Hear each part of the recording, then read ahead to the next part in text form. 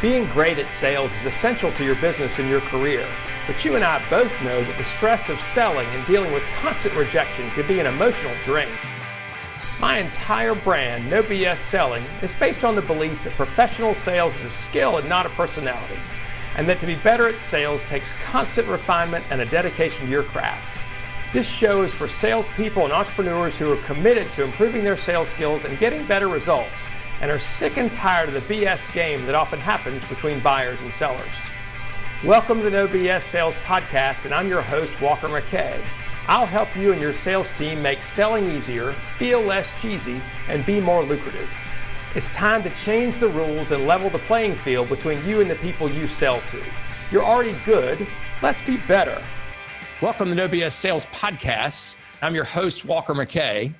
Today, I am super excited to have my friend, my former counterpart, but still great friend, accountability partner, Ray Mutchler on the show. Today, I've invited Ray because Ray is a prospecting master.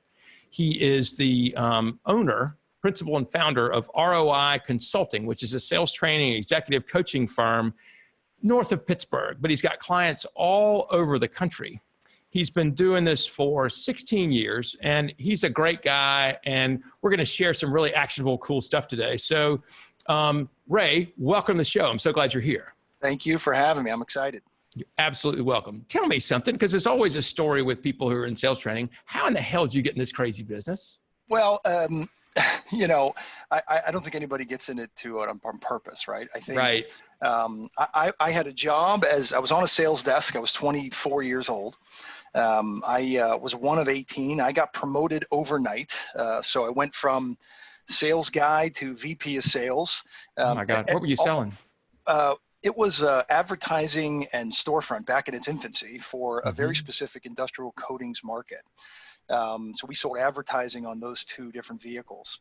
And after I got promoted, everyone under me, all the salespeople under me were about 40 years or older. And here I am, the 24-year-old. Wow. So I ate lunch alone for a good 6 months to a year. So, yeah.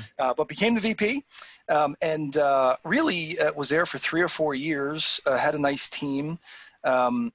I remember how I got into the business I'm in now is I had lunch with my dad, and my dad was one of those guys that God bless his soul, but when you asked him advice, you took the opposite, you'd be fine, right? So I remember saying to him, listen, Dad, I've been here about 4 or 5 years. I could do this for the rest of my life. It's not exactly exciting, you know, but I'm okay financially. And he looked at me and he said, you know, I'd stay with what I know. Right. Or I could, you know, and I quit the next day. So, right. And then started in this business. So, and the rest is history. So I do credit him for that. So you got in that way. And what is it that you love about it now? You know, I get asked all the time. And one of the things I've always thought is if you help people, the money will come. Right. So everything that comes on the back end of that is fantastic. And the revenue and all that. Where I get my biggest juice from is working with an organization that is successful, has been there for many years, has gotten to a certain area of success by service, reputation, succession, and now has been stuck there for maybe 5 or 10 years and is really looking to break out. And I always say, I've seen many companies get to $15, $20 million. I've seen none get there without help and a process and a system. Right. So, but for me, it's being with that company from start to finish and the growth. Yeah, that's cool. That's really, really cool. So we're here to talk about prospecting. And you said you started in the world selling stuff and selling it basically over the phone, correct? Correct. Yeah. So a lot of people say today that cold calling is dead, blah, blah, blah. What do you think about that? I think people say it because it's uncomfortable. And while I'll agree that it is a low percentage behavior or activity, it's far from dead. I mean, I think those that do it religiously would say that at one time in their career, probably their biggest account came from a cold call, as long as they were consistently doing it. I think there's fear involved in it. I think people want to get away from it. I think we live in a world now that is social media and moving away from human to human contact to some extent. It is certainly not dead. It is certainly not enjoyable, but it is certainly not dead, right? So you know what I've noticed is that it's the definition that scares people. It's the word cold call, because cold call has certain things. I'm like, well, how about if we just call it a call? You follow them on LinkedIn, so it's not a cold call. I mean, it's as much just tricking yourself to get the hell out of the way. I mean, it's just, anyway, people just are so wrapped up, oh, cold calls suck or blah, blah, blah, but they don't want to freaking do them. I use the term approach call. Seems to warm it a little bit. I like that. Right? Approach call. That's good. It can be a referral call, it can be a lead call, it can be anything, but it's an approach call, not a cold call. You're right, it does scare people. It scares people. So how do you help people get over that, the fear? Well, I think the folks that have prospecting issues, and again, they're in several areas, right? There'll be conceptual issues, there's technical issues. So it's not just one thing, it's a bunch. But what I try to do is help them to create momentum. And so when I first started out prospecting, I mean, I was a one-trick pony on the phone. And the problem with that is it gives you inconsistent results, which then gives your sales inconsistent results. And you're always what I call, Frank Sinatra, riding high in April, shot down in May. So I find that you have to have several behaviors to create momentum, several behaviors that when one of your core prospecting activities fails you, it picks up your KPI for you. So for instance, I could make 1,000 cold calls today and book 10 appointments. I could make the same 1,000 cold calls tomorrow and only book one. Right. And so having a list of activities that I'm consistently doing, networking, hot list, referrals, the core stuff, so that whenever I'm doing my dials and maybe they're not as productive as they are week to week, I can pick up a brand new appointment in a networking event, or I can pick up a brand new appointment on an email campaign that I had, or a referral ask. Not only does this work from an activity standpoint, but it works with a mindset. I used to hate being, when I was younger, before the position that I mentioned before, I started with a company called Newark Electronics. I was one of 22 on a sales desk. All we did was make phone calls out to sell electronic components. And my cousin used to call me a phone sex girl. And I'd say, what are you talking about? He goes, what do you do all day? I said, well, I got a headset and I'm calling out. I make $1,000 a day. He goes, yep, phone sex girl. And when I thought about that, it hurt actually. But when I thought about that, he was right. I mean, I was a one-trick pony relying on one medium. And that was demeaning to some extent. And that's what you were taught to do as well, though, right? That's what everybody around you was doing as well, right? Absolutely. Yeah. I mean, they were all doing the exact same thing. And it wasn't until I adopted several different activities consistently that I felt like a business professional. And I felt like I was doing different things. So I didn't just have to be chained to the phone or chained to my email, right? And you mentioned something a few minutes ago as you were going through a list of prospecting activities. One of the things you said was a hot list. What does that mean to you? What's that?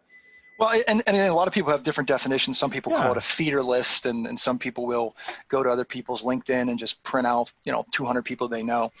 For me, a hot list is a targeted list of accounts in different niche markets that has the company name that I've targeted that might be a great ideal client prospect for me. And it's got 15 to 20 different names, and it has the top officer next to them. And I think what I do is I show that to as many folks. And so the talk track I always use is much easier than maybe asking for a referral. But it is, after a session I have with them or after a cup of coffee, I'll say, hey, Walker, listen, these are a list of companies I've identified as people I think I can help. And would you mind taking a gander at the list and not only looking and you see the people on the list, but if you know anybody at those organizations and might be able to give me an introduction. And so what I find is they study that list like it's the scripture, right? They want to help you. Yep. And so my theory is always if you help them to help you, they will, right? If you make it hard for them, where they have to think hard on trying to help you, or what the characterizations you're looking for, or what you do for a living, it's going to be successful. But if you can help them as much as possible, they'll help you. Even more so, I think what you're doing by using a hot list is saying, here is specifically whom I'm looking for, because I think also people are afraid that maybe that they're going to refer you the wrong person, or it's not exactly what you're looking for. And so if you are able to say, here are 20 people, 20 companies I'm trying to get into, can you help me with one of those? At least then specifically they can say yes or no, right? Yeah, and again, I'm the one doing the prospecting, right? So we've all had people that we've asked for referrals that don't entirely understand our business, and maybe give us people that are, I don't want to say a waste of time, because it's nice to get a referral, but certainly not ideal. Yes. And so we end up chasing those folks, and it doesn't work out. It seems to be sometimes a waste of time. In the hot list format, I'm the one doing the research. I'm the one doing the targeting. I'm the one that has already said, this person is perfect for us. This company's perfect for me. So it's taking away that step. And what are you asking of the person that you show the hot list? They say, yeah, I know somebody over there at ABC Supply. What are you asking them to do? So I always will ask for an introduction, and the first thing I will ask is for a phone call. I think there are percentages that suggest if I can get my client to call the referral for me and give them a heads up that I'll be reaching out to them, really everything gets easier, right? The approach call gets easier, the meeting gets easier, even if there's a scenario where I'm running a sales call on them. And let's pretend it's not a good fit, right? It's always a good meeting because we have that third party that we're taking care of. So I like to work, I will work hard. I like to work easy. And that's an easier way to have all those action items domino after the referral. It's interesting because I ask, and maybe I'm doing this the wrong way, is I ask my client, say, will you call so-and-so and see if they're open to taking a call from me, and not to say that I'm going to call them. And maybe I'm making that too hard myself. My language is well, here's why I would do it. Number one, if they give me the referral and they're open to making that call, that's a key for me to understand that relationship is fairly strong. Right. Yeah. Yep. Because a lot of times you get, hey, call this person. Don't mention my name. You know, Right. and that's not a referral. That's a threat. Yeah. I almost want to. Or a tip, or so at best, right? Yeah. So if they're open-minded enough, and so my language is, hey, Walker, the last thing I want to do is pick up the phone and call your guy out of the blue, right? Using your name cold. Right. Do you think it makes some sense that you just gave him a heads up that I'd be reaching out to him? Sure. Yeah. Now here's what I know. That phone call's never going to be bad, right? I mean, it's never going to be Ray's calling. Don't take his call, because or else why would they give me the name? So it's always going to be a good conversation. I don't get into a lot of here's what you should tell them about me. I simply say, let them know it will be worth taking the call. That's it. Just it'll be worth your time to have a quick chat with Ray. And that's all they need. That's all I need. I'll do my own selling, right? Just need the introduction and the trust factor of, I think it would make sense for you to talk. I think it'd be a good call. Okay. I like that very much. And so now you're the sales guy, right? And you're calling in, and that person has answered the phone. What do you do now? Again, how do you open it? You know? Sure. We talk about something called a sequence variation or a pattern interrupt or whatever you want to call it. But I will ask them if my name rings a bell in hopes that it does from the referral call. A lot of times it does not. Yeah, right. I will then drop the person's name. So it may be, hey, Walker, Ray Mutchler. Is that name familiar to you? You know what, Ray, I'm sorry, it isn't. What about Walker McKay? Oh, I know Walker. And you'd be willing to admit to knowing Walker in public. And that usually is a nice bonding start, right? Yeah. So, and then I'll say, hey, my guess is Walker didn't give you a heads up that I was going to be reaching out. Oh, no, he did. Oh, he did. Good. Let me share with you why I think it was important that he thought maybe we chat, and we'll see if it makes sense to schedule some time together or get together. And then we'll go into it, right? And then we'll have a nice conversation. Either way, that conversation is pleasant, right? Yes. I mean, because once you have the connection, we take care of each other either way, right? Yeah, so. I like that. And so what happens if you get voicemail? Do you leave voicemail? What's your theory on that? I do. I leave, I mean, there's a lot of theories on voicemail. I do leave voicemails. I don't leave a lot of details on the voicemail. My voicemail in that scenario might be, Ray, if you admit to knowing Walker McKay and would be willing to do so in public, give me a ring, right? And my number. Now, again, in hopes that you had reached out and talked to him or called him, or I promised Walker I'd be giving you a ring. Don't know if he had a chance to reach out, call me. Not a lot of detail. I mean, my only goal in leaving a voicemail is to get a call back. Right. And so, I don't think it's successful. It'll be successful if you say, here's why I'm calling and here's why I wanted to talk to you. Because then they prejudge, right? And then I got time to call that guy back. And, it's funny. I have a slightly different approach with voicemail. I do leave voicemails all the time now because people know you've called, and there's different cadences and methods to that. But the voicemail I will typically leave is, Ray Mutchler. Hey, John, Ray Mutchler thought you and I should talk. Sure. My phone number is ABC. So I always make it the referrer's idea that I'm supposed to call, because typically that's where it started, right? And so so-and-so thought you and I should talk on the voicemail. And but I'll also do what you do, which is when you get them on the phone, you say, my guess is you don't admit knowing so-and-so. You probably wouldn't. So what is your typical goal when you're calling on medium, larger size businesses? What's your goal of an approach call? I only have one goal when the prospect picks up, and that's to book an appointment. Yep. Now that takes many forms, right? So across states, it's to book a conference call for an hour. For a regional, tri-state prospect, it's to get invited into their office. Mm-hmm. But the only reason why I'm calling is to get some information from them, figure out if it makes sense for us to get together, pick a little bit of impact that maybe, or challenges that they're having that I might be able to help them with or start the conversation with, and then get invited out. Yeah. And so I don't do a lot of follow-up or chasing or tickler file, which I'm not even sure I know what that means, right? So yeah, it sounds more like you're a phone sex girl. It does, and I'm trying to get away from that, right? It's in my crawl, right? So I have the same philosophy, right? Is some people try and sell over the phone. The reality is you probably call them at a bad time or whatever else, right? And so it's to see whether it makes sense for us to spend 30 minutes or an hour together in whatever form or fashion that would be. You also used a word that I like very much, which was to see if I can get invited out, right? And so that's the way I want us to think about this, is your prospect's inviting you in. And that's the way I want to frame this thing, is does it make sense to invite me over to your office as opposed to, does it make sense for me to force myself in through the door? So, I love the word invite. And so I do when I'm doing my training and coaching, one of the things I say is stop booking appointments and start booking conversations. Appointment has such a context to it, right? And there's so much you don't know about each other. Just start booking conversations instead of appointments. The invite is something I love because, if you think about it, no one who's listening to this call, and you and I have never uttered the words, Mr. or Mrs. Salesperson, can you come over my house tonight and sell my wife and I?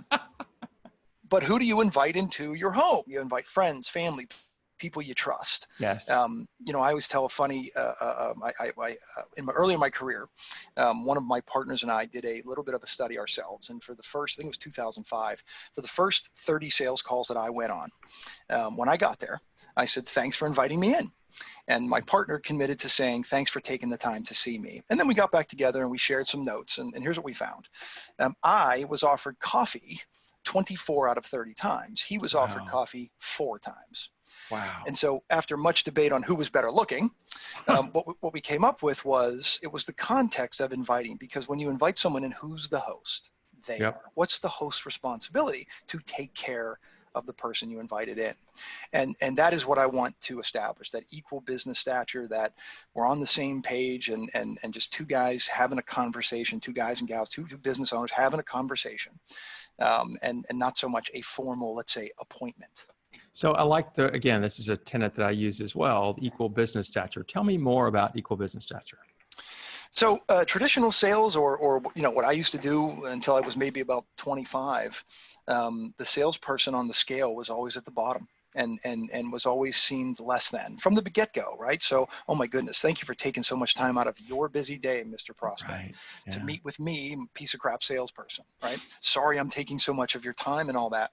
But I started to realize, listen, my time to me is just as important to my family as well. And so I'm trying to not be a vendor. I'm trying to be a partner. And so partners respect each other, and partners are on the same level, and partners trust each other.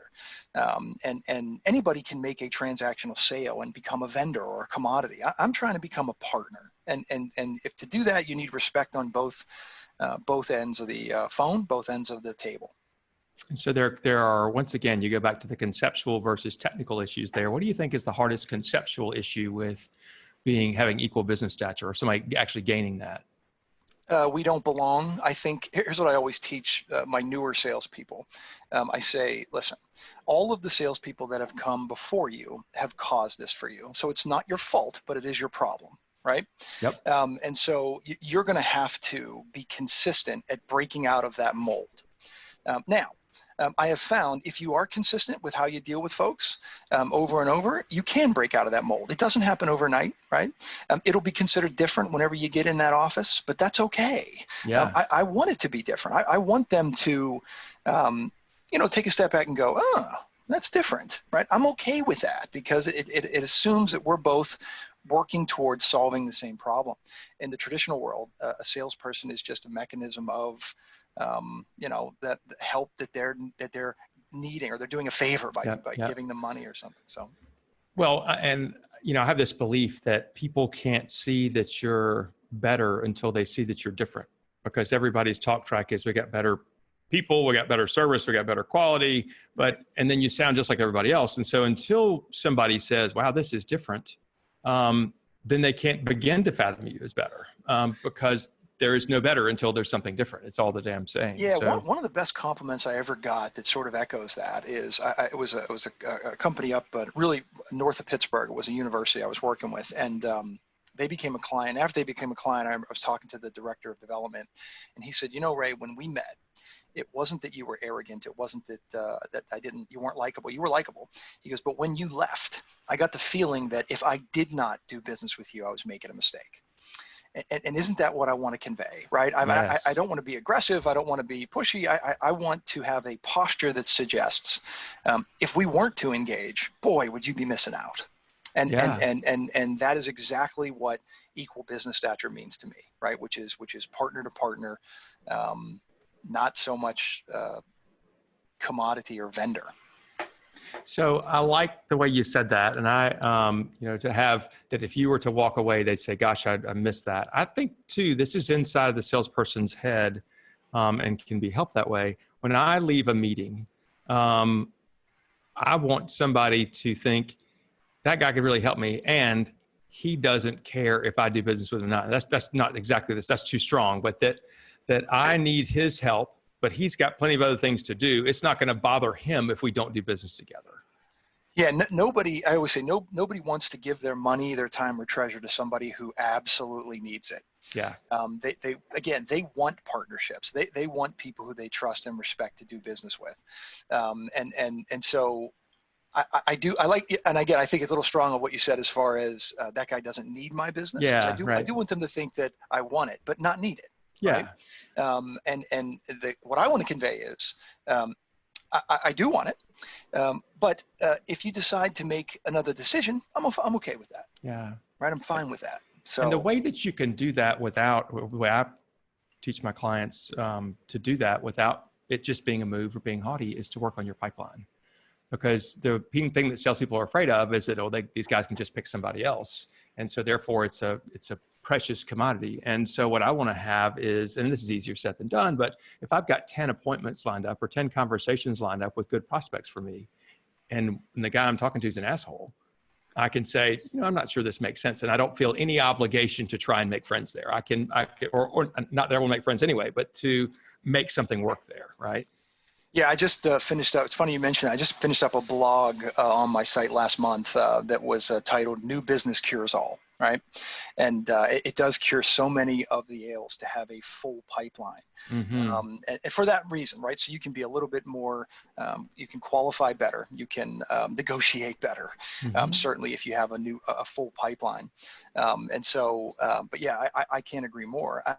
And it's just, again, think about it this way. If I only have 3 to 5 deals in my pipeline right now, and I've been working them and I haven't been filling it with new business, boy, am I going to hang on, right? I mean, whatever they want me to do, I'm going to do. I'm going to quote twice. I'm going to drop my price. I'm going to give them more service because I need it. Because if I don't get it, then I have nothing coming down the pipeline. In regards to prospecting, I will say this.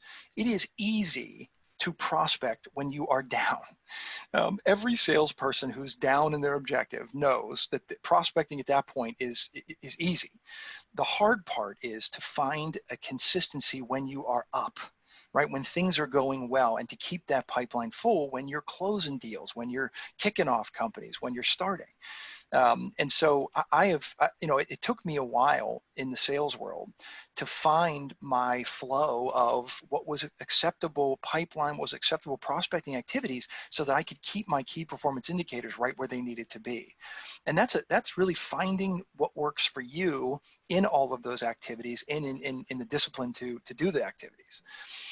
So it wasn't until that point of consistency that I started to make the kind of money I wanted and really target and grow the way I wanted.